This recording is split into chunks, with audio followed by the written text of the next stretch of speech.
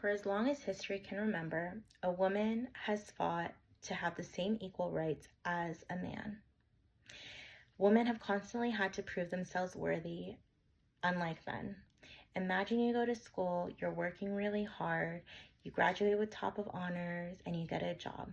But then your male coworker, who has the same or less credentials than you, is making more than you. You'd be bothered by it, right?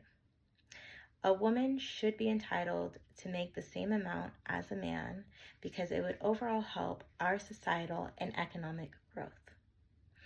So, according to an article written by Koshar, he states that in 2022, American women typically earned 82 cents for every dollar earned by men. That was about the same as in 2002 when they earned 80 cents to the dollar. So today I'm going to talk about the importance of labor unions and how they started the fight for equal rights and pay. And then I'm going to talk about how there is still clear discrimination within the workplace. And finally, I'm going to go over gender pay gaps and what we can do to help our future by implementing some solutions. So to start off, let me talk about the importance of labor unions and what they represented. So labor unions were basically the beginning stages of women finally getting what they desired in the workplace.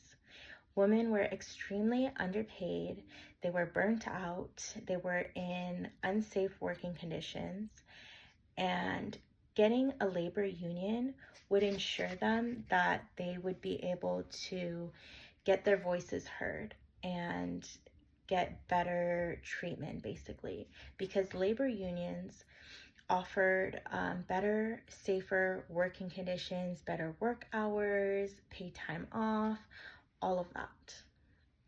So there was this one woman, Clara Limelick, and in an article here that is by Greenhouse that was published in 2020, she states that in 1906, Limelick was among the 13 workers who founded Local 25 of the International Ladies Garment Workers Union, and that was the first union local for female apparel workers in New York. Clara Limelick was a voice. She was someone that stood up and fought and formed strikes. She would speak and she would fight for what she believed, and that is how they got their labor union. And that was the first step. So now that I've talked about the importance of labor unions, I wanted to start talking about that there is still clear discrimination within our workplace. So I want to start off by saying that society places clear discrimination and expectations within our different genders. So in another article published in 2021 by Golden, he states that if women weren't on call at home, they could take jobs with disproportionately high pay for long hours, unpredictable schedules, on-call evenings, and occasional weekends. In society, women are expected to be the ones who stay at home, take care of the household, while the men go off and work whatever hours they can work and get promoted and all of that. But unfortunately, that's not reality anymore. People have to work more. It is what it is. There also is another article here displaying the experiences of workplace discrimination for physician mothers. And it mentions that women reported being asked or required to take on more work, such as serve on committees without additional pay, while male colleagues were typically more compensated for additional work. That was from an article published in 2018 by Hallie.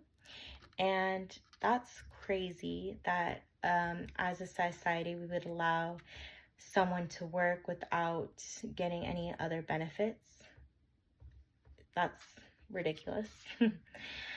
Um, so yeah, um, if women were paid equally, though, it would significantly help our economy. It would reduce poverty. There wouldn't be that big gender pay gap. We would increase our economic growth. So that's a little bit about clear discrimination within the workplace. And then finally, I want to go over how gender pay gap still exists today within the US and why it's important to fight it. So if we implement workplace policies and we get more education on the topic, we'll be able to overcome it.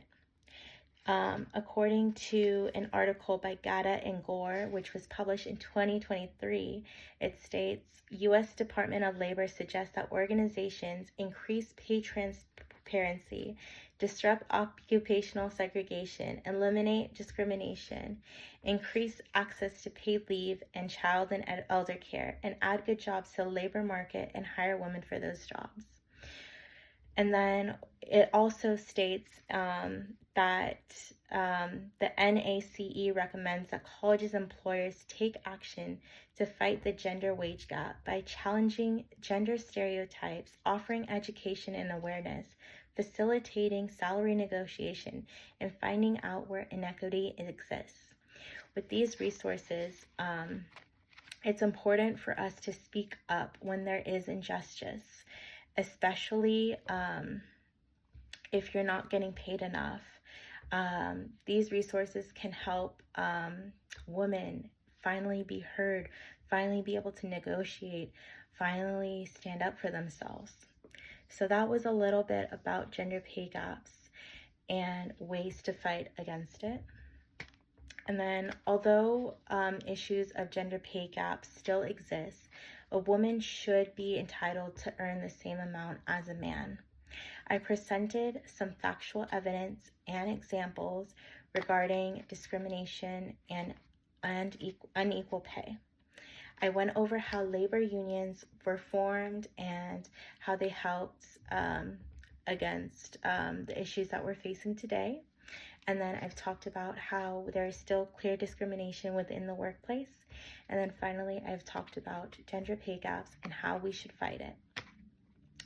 So the system needs to recognize that the values and rights of women, and now they deserve to be treated equal to a man. If we want to keep moving forward and progress, then we have to keep fighting for what's right, just like how our ancestors did. And then, or else we're just like moving backwards. And if women back then knew how important it was to fight for their rights and their circumstances, shouldn't we also do what we can?